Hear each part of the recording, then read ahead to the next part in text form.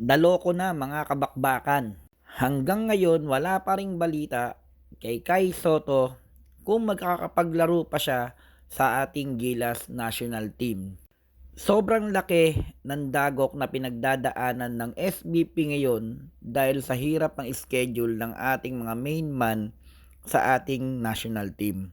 Dahil hanggang ngayon ay hindi pa nagpaparamdam si Kai Sotto sa ating Gilas National Team. At ayon din sa SBP ay hindi pwedeng irepresenta ni Cedric Berfield ang ating national team dahil nire-required ng FIBA ang Philippine passport bago siya mag-16 anyos.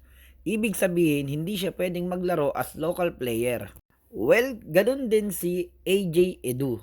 Hindi siya makakapaglaro ngayong FIBA window dahil na rin sa kanyang team sa Japan B-League. Nakakapanghinayang mga kabakbakan, wala na ngang Kai Sotto, wala pang AJ Edu. At ito pang isang masakit na balita mga kabakbakan.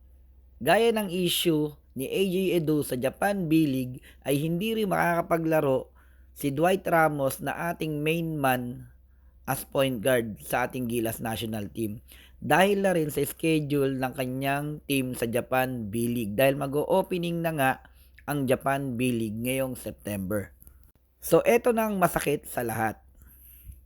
Wala na ngang Kai Sotto, hindi pa pwedeng irepresenta o maglaro as a local player si Cedric Berfield, at ngayon naman ang dalawa nating player na si Dwight Ramos at si AJ Edu ay hindi din makakapaglaro sa ating Gilas National Team dahil sa kanilang schedule sa Japan B-League.